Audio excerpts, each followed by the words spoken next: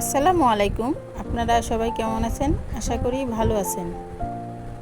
তো আজকে রান্না করব রুই মাছ দিয়ে ডাটা। দেখুন এখানে ডাটাগুলো সব রেডি করে নেওয়া হয়েছে। আমাদের পাশের বাড়ির আন্টি ওনার আঙিনাতে এই ডাটাগুলো লাগিয়েছিল, ওখান থেকে কিনে নিয়ে আসলাম। ডাটাগুলো দেখতে খুব সুন্দর। মাছটাকে এখন ভেজে নেব।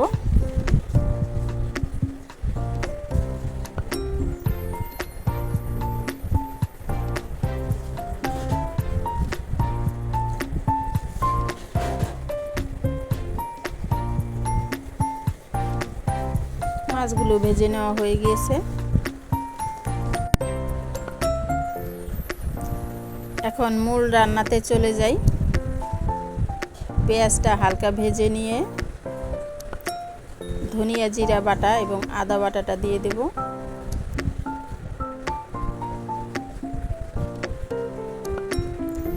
এগুলো একটু করে ভেজে নিই। এ পর্যায়ে পানি দিয়ে এরপর বাকি মশলাগুলো দেব, না হলে এই গরমে এই মশলার প্রচণ্ড ঝাঁজ উঠে যায়। দিয়ে দিলাম লবণ,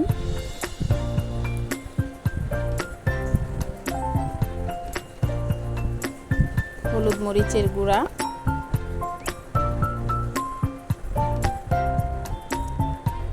এগুলো দিয়ে কিছু সময় কষিয়ে নেব।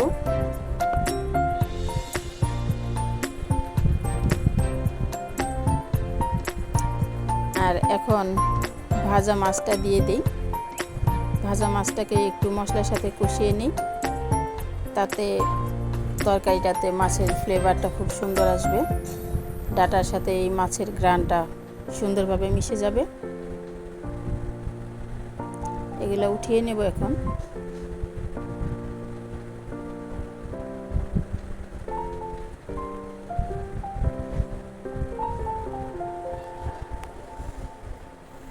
মশলার উপর এখন দিয়ে দেব সবজিগুলো।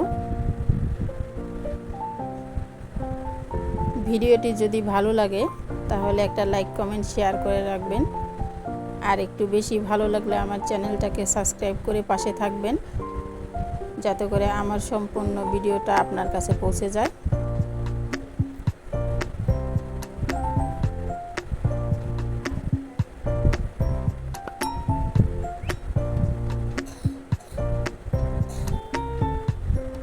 ডাটাতে একটু পানি দিয়ে তারপর কষিয়ে নিচ্ছি, কারণ এই ডাটাগুলো থেকে তো খুব বেশি পানি বের হবে না।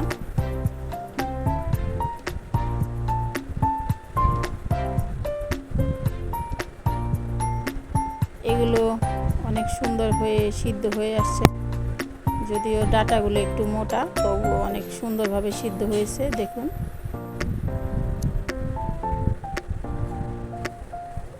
এখন কষানো মাছগুলো দিয়ে ডাটার সাথে আরও একটু সময় কষিয়ে নেব।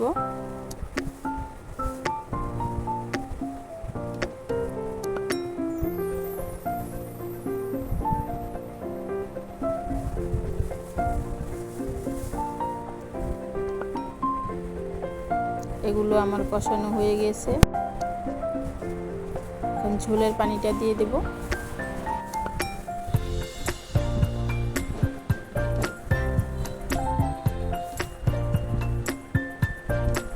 আর খুব বেশি পানি দেব না, ডাটার তরকারিতে একদম মাখা মাখা ঝোল রাখবো।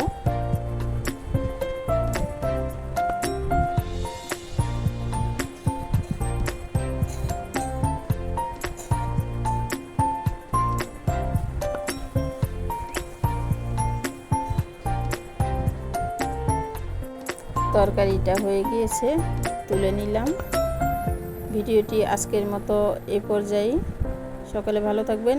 আসসালামু আলাইকুম।